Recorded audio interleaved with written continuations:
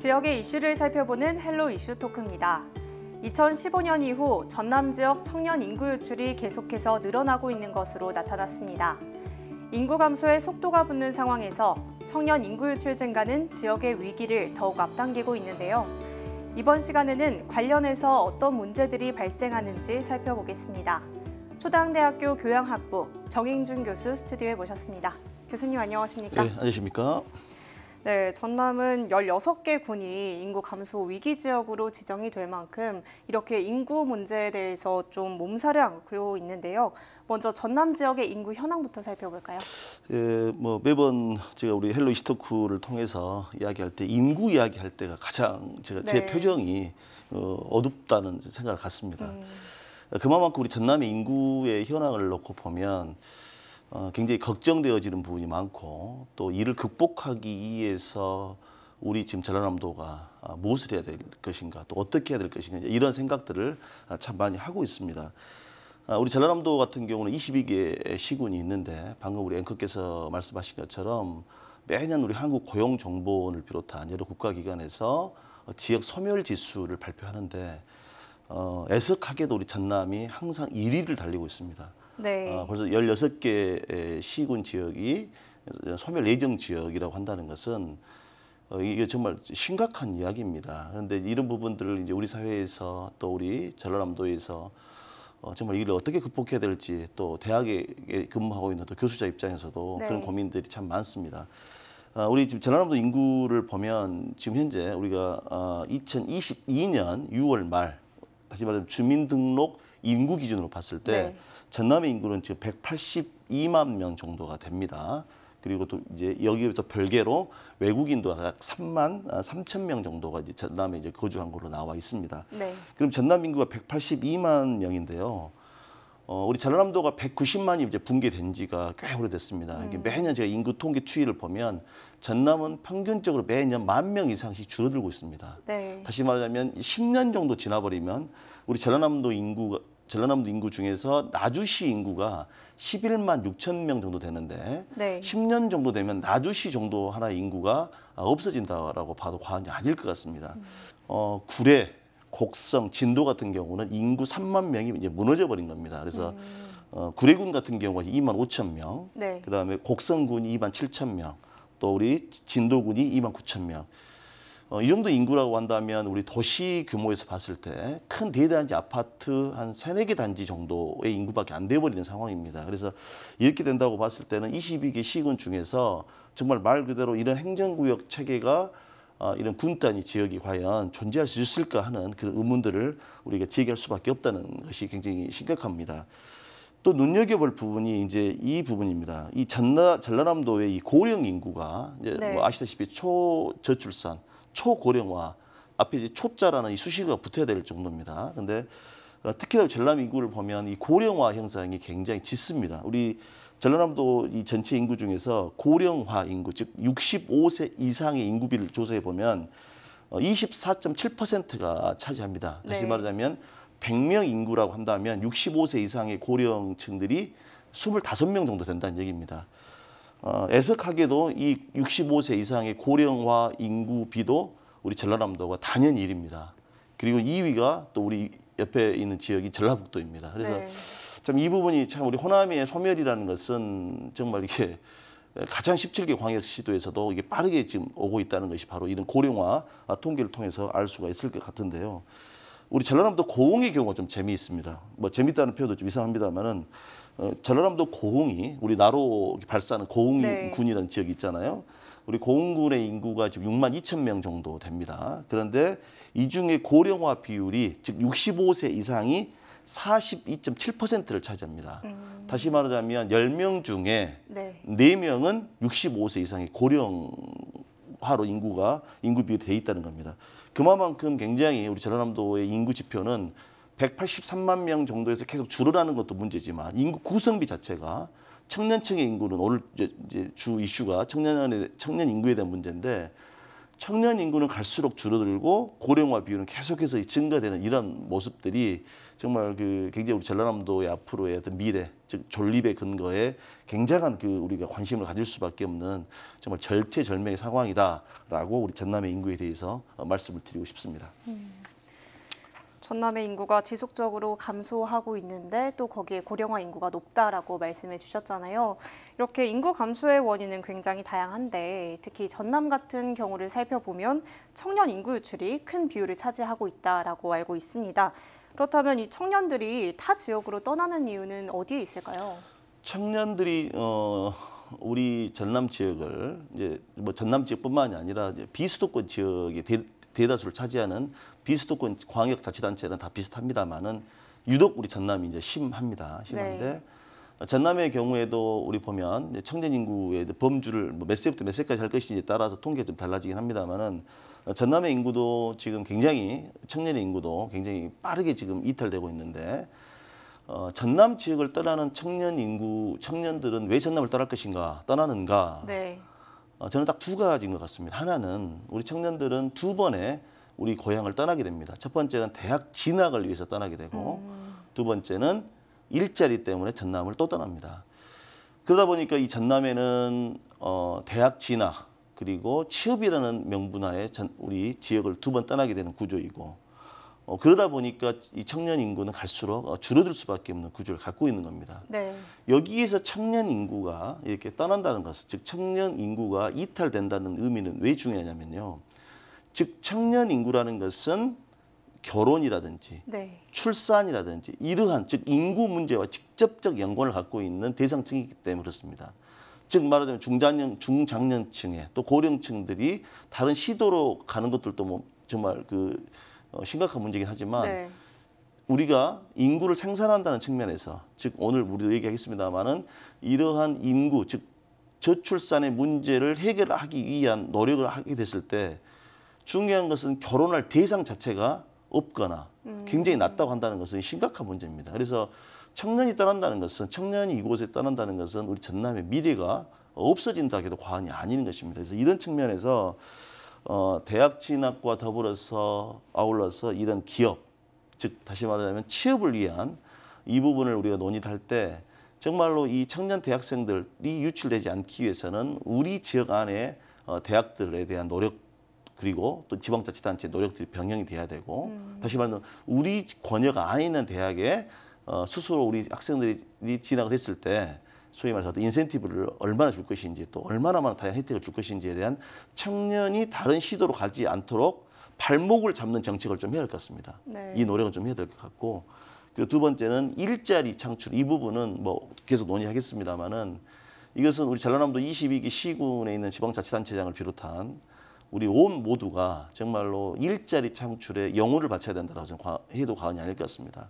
전남 지역의 청년 인구 유출이 계속해서 증가를 하고 있다고 하니까 이대로라면 출생률이 감소하고 학령 인구가 감소하고 또 폐교는 증가할 거고 지방대 소멸이나 지역 소멸까지 이렇게 꼬리에 꼬리를 물고 문제들이 발생할 수밖에 없을 것 같거든요. 이미 어느 정도는 좀 직면해 있기도 하죠. 네. 관련해서 어떤 문제들이 발생하는지 조금 더 자세하게 짚어주시면 좋을 것 같습니다.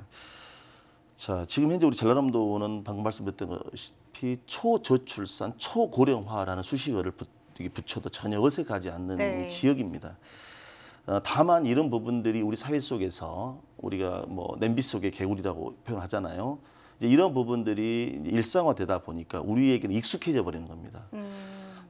제가 사실 얼마 전에 이제 제가 근무하고 있는 대학의 외국 대학 관계자들이 이제 저희 대학과 이제 업무 협약 때문에 오신 적이 있습니다. 외국 대학의 이제 관계자께서 우리나라를 보고 굉장히 놀라시고 특히나 지방인 줄 알았더니 수도권과 KTX SRT를 타고 오니까 뭐 네. 2시간 20분이면 우리 목포에 도착하니까 굉장히 가깝다라고 인식을 하시더라고요. 그리고 이런 군 소재 지역의 경우를 이렇게 둘러보더라도 뭐 LTE 통신망이라든지 도로라든지 수도라든지 등등 너무나 잘 돼 있다고 이런 표현을 해주시더라고요. 그래서 네.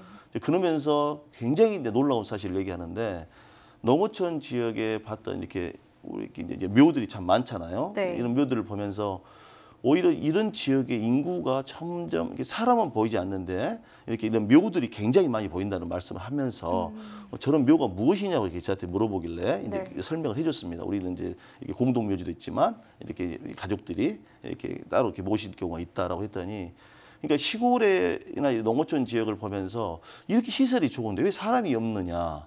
그리고 두 번째, 이런 고향에 이런 시골 마을에 살아있는 사람보다 오히려 묘가 더 많다. 이런 표현을 저한테 하는 겁니다. 그래서 또 외국인의 시선에서는 더 저렇게 바라볼 수 있겠구나라고 하는 것처럼 우리 전남에 지금 사실은 이러한 인구 감소 부분은 특히 농어촌 지역을 중심으로 해서 정말 심각하다라고 해도 과언이 아닐 것 같습니다. 방금 앵커께서 모두에도 말씀하셨던 것처럼 16개 이 지역들이 소멸된다는 이게 바로 보여지는 하나의 단상입니다. 자, 이런 맥락에서 보면 지금 사실은 인구의 문제는 지금 우리 전라남도 문제뿐만이 아니라 우리 대한민국의 전체의 문제인데, 지금 우리 합계 출산율이라는 개념이 있어요. 이게 뭐냐면 15세 이상부터 네. 49세의 가임 연령, 즉 임신을 할 수 있는 그 대상 연령층을 대상으로 조사를 해보니까 우리가 통계가 작성된 이래 작년에 2021년 기준으로 0.81명으로 출산율이 이게 지금 그 통계가 잡혔습니다. 이 0.81명이라는 게 뭐냐면 한 여성이 0.81명밖에 나지 않는다는 얘기인데 네. 이 수치는 굉장히 충격적인 이야기예요. 왜 어떤 의미냐면 OECD 국가 기준으로 해서 우리나라가 가장 출산율이 작습니다. 네. 다시 말하면 OECD 평균, 즉 경제협력개발기구에 소속된 국가들의 경우에 합계 출산율이 다 1명은 다 넘어서요. 근데 우리는 1명 자체가 안 되는 겁니다. 자, 이런 정도라고 한다면 한국 사회 자체가 이미 데드크로스라고 해서 우리가 2020년도에 출산 인구보다 돌아가시는 인구, 즉 사망 인구가 더 높아져 버리는 인구의 역전 현상이 나타나 버렸습니다. 네. 그래서 대한민국 전체로도 이제 인구가 감소세로 이제 들어온 겁니다. 그런데 이제 우리 전라남도의 경우에는 이미 2013년도부터 출생 수보다 네. 사망자 수가 더 많은, 즉 인구학에서 얘기하는 데드크로스가 이미 발생이 돼버린 거였죠. 그만큼 우리 전라남도가 지금 처해 있는 현실은 지역 학교, 시골 학교, 농어촌 지역에 있는 폐교라는 걸 보면 알 수 있듯이 이제 이런 폐교가 지역 마을, 더 나아가서 우리가 방금 말씀드린 군 지역, 면 지역을 떠나서 군 지역까지도 이제 확산된다 한다면 과연 전라남도 22개 시군 중에서 16개가 소멸된다라고 이렇게 여러 국가기관에서 진단을 했음에도 불구하고 이러한 현상들을 물론 관계기관에서 노력을 하고 있습니다만은 이러한 쓰나미와 같은 인구 소멸의 쓰나미를 우리가 어떻게 막아내야 될지 또 이런 부분 어떻게 좀 더디게 해야 될지 이러한 논의들이 정말 본격적으로 좀 진행이 됐으면 좋겠다는 생각을 갖습니다. 이렇게 인구 감소와 더불어서 이제 출산 가능한 인구도 줄어드는 상황인데요. 특히 학령 인구는 지역의 미래를 이끌어가지 않겠습니까? 굉장히 중요한 역할을 할 것 같은데 이 학령 인구 감소는 지역 사회에 어떤 영향을 미친다고 볼 수 있을까요? 무엇보다도 학령 인구가 감소한다는 것은 학교가 폐교가 된다는 이야기입니다. 네. 그럼 학교가 폐교된 이유는 말 그대로 우리 영유아를 비롯한 또 청소년, 청년 인구가 이제 줄어들거나 소멸된다는 얘기 아니겠습니까? 그런 것처럼 이런 학교 폐교가 사실 우리 전남 지역이 작년 2020년도 교육부 국정감사에서 나온 교육부 자료를 보면요. 1982년 이후에 네. 39년간 전라남도에 있는 초, 중, 고등학교가 총 833개 교가 폐교가 되었습니다.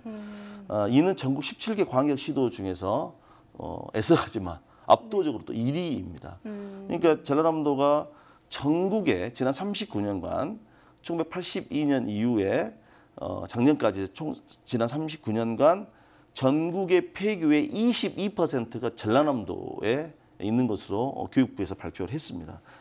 다시 말하자면 우리가 지금 기농, 기촌 이런 부분들 우리 전라남도에서도 굉장히 역점 사업을 하고 있는데 기농이나 기촌을 할 수 없었던 이유, 또 기농이나 기촌을 하고 싶은데 네. 기농과 기촌을 할 수 없었던 여러 통계 자료를 보면 그중에서 항상 1, 2, 3순위 안에 1번이 교육 문제가 들어옵니다. 네. 교육 문제. 그래서 만약 기농, 기초를 했다 하더라도 그곳에 학교가 없다 한다면 초, 중등교육을 받을 수 없다 한다면 이것은 어느 누구가 젊은 친구들이 우리 전라남도에 유입될 수가 없다는 겁니다. 네. 그밖에 의료시설이나 이런 것들도 다 마찬가지 하겠지만 그중에 하나 부모로서의 불편함은 감내할 수는 있으나 자식의 미래의 어떤 교육을 등한시할 수 있는 부모는 없는 거거든요. 네. 이런 맥락에서 이제 학교까지 점점 이렇게 소멸돼 버리고 아울러서 이런 학령 인구가 감소함으로써 학교 폐교 또 지역 소멸로 이어진다고 한다면 정말 우리 전라남도의 미래가 정말 먹구름이 끼어 있다라고 해도 과언이 아닐 것 같습니다. 이게 학령 인구만 줄어드는 게 아니라 지역 소멸까지 이어질 수 있는 상황이다라고 말씀해 주셨는데 그렇다면 이제는 청년 인구의 유출을 막을 뿐만 아니라 오히려 이를 되돌아올 수 있는 그런 대책이 마련돼야 할 것 같거든요. 교수님께서는 어떤 대책이 마련돼야 한다 보시나요? 사실은 이러한 이제 그 청년 인구 유출에 대한 논의는 방금 전에 말씀드렸던 것처럼 청년들이 왜 전남을 떠나는가, 네. 청년들이 왜 지방을 떠나는가, 어디로 이 떠나는 청년들이 어디로 가냐는 겁니다. 네. 수도권으로 가는 겁니다. 인서울 내지는 경기, 인천, 서울이죠. 네. 그리고 그들이 왜 가냐는 겁니다. 그 생각을 잘 해봐야 됩니다. 아까 말씀드렸다시피 진학, 그리고 두 번째는 일자리입니다. 먹고 사는 문제, 그리고 교육 문제 앞에서는 이것은 우리가 여기에 남아있으라는 말을 할 수가 없는 겁니다. 그러니까 청년들이 떠나는 이 청년들의 발목을 잡더라도 네. 이것은 선한 의미가 아니라 오히려 우리 청년들의 인생을 가로막는 것밖에 안 되는 겁니다. 왜? 여기 있더라도 대안이 없는데 미래가 없는데 청년들이 어떻게 남아있겠습니까? 이런 맥락에서 봤을 때 한국 사회의 가장 큰 병폐는 수도권 과밀화입니다. 이 수도권 과밀화를 단순히 청년들이 떠나는 이유가 아까 말씀 교육과 일자리였습니다. 네. 그러면은 이 교육과 일자리, 즉 양질의 교육은 고등교육을 포함하는 겁니다. 대학교를 포함한 거예요. 그럼 대학과 양질의 기업, 일자리가 만약에 지역에 있다고 한다면 우리 청년들이 떠나지 않는다는 겁니다. 그 대표적인 사례가 우리 전라남도 광양시가 있습니다. 전라남도 광양의 경우는 아시다시피 뭐 여러 가지 산업단지가 있잖아요. 네. 광양 뭐 제철을 비롯한 여러 가지 국가시설들이 있다 보니까 우리 전라남도에서도 제가 우리 광양시 같은 경우 보더라도 고령화 비율이 굉장히 낮아요. 광양시 같은 경우가 14.3%밖에 안 됩니다. 네. 고령 인구가. 또 실제 뭐 인구는 뭐 그리 많지는 않지만 광양시 인구 비율을 보더라도 이 젊은 층들이 굉장히 많습니다. 이게 바로 양질 일자리 때문에 그런 거거든요. 네. 그래서 결과적으로 이러한 수도권 과밀화를 없앤다는 것은 수도권에 있는 주요 대학들이 지방으로 과감하게 이전이 돼야 되고 아울러서 양질의 대기업들이나 이런 일자리들이 지방으로 분산이 돼야 됩니다. 그래야지만이 수도권도 살고 지방도 산다는 겁니다. 지금 한국 사회의 모든 문제는 수도권 과밀화에서부터 시작됩니다. 집값 문제, 물가 문제, 교통 문제. 이제 우리 뭐 태풍도 금방 온다고 하는데 우리 얼마 전에 있었던 강남 포함한 네. 이쪽에 아시다시피 수해 사태로 얼마나 많은 우리 서울 시민들이 고통을 받았습니까? 그러니까 서울은 너무나 많이 모여서 살아서 너무나 인구가 과밀돼서 문제고 지방은 인구가 너무 없어서 문제라는 겁니다. 네. 이 밸런스를 이제는 맞춰 나가는 일을 해야 됩니다. 이러지 않고 대한민국의 앞으로의 미래는 정말 없다고 해도 과언이 아닐 것 같습니다. 따라서 이러한 부분들은 우리가 중앙정부나 지방정부나 할 것 없이 정말로 우리 지방이냐 뭐 서울이냐 수도권 이런 문제가 아니라 대한민국을 살리기 위해서라도 이러한 수도권의 과밀을 정말로 해소하기 위해서 양질의 교육과 양질의 일자리를 지방으로 과감하게 분산해야 됩니다. 그래야지만이 청년의 인구가 유출이 줄어들 수밖에 없다는 거죠. 우리 대한민국 중에서 남한의 경우에 수도권이 차지하는 국토 면적의 비율이 11%밖에 차지하지 않습니다. 즉 네. 서울, 인천, 경기가 대한민국 전 국토의 11%밖에 안 돼요. 면적 규모가. 네. 그런데 여기에 사는 인구가 무려 51% 이상이 이 수도권에 살고 있다는 겁니다. 이것은 상당히 좀 이상한 거예요. 그런데 이런 부분들이 수도권 과밀화로 인해서 또 수도권 과밀화를 해소하지 않고 또 지방의 저출산이나 지방의 소멸을 막지 않고는 대한민국이 앞으로 성장할 수 없다고 한다면 정답은 딱 이겁니다. 수도권 과밀화를 국가 정부 차원에서 또 전 국민들이 한번 정말 논의를 해서 이 수도권 과밀화 문제를 해결하지 않으면은 이러한 지방의 청년 인구의 유출은 이것은 지속도가 될 것이고 이것은 정말 국가적인 문제로서 우리가 좀 심각하게 한번 논의를 해서 이런 수도권 과밀화를 과감하게 해소할 수 있고 그 과밀화를 해소하는 대안으로서 우리 지역들에게 양질의 교육과 양질의 일자리를 만들어내는 이 정책들이 제발 좀 이번 윤석열 정부 안에서는 좀 이루어졌으면 좋겠다는 생각을 가져봅니다. 네, 오늘 말씀 여기까지 듣겠습니다. 감사합니다. 네, 지금까지 청년 인구 유출로 발생하는 문제에 대해서 이야기 나눠봤는데요. 정부, 전남도, 그리고 각 지자체에서는 조금 더 현실적이고 실질적인 대책을 마련해 나갈 수 있길 바라면서 오늘 시간 마칩니다. 지금까지 헬로 이슈 토크였습니다.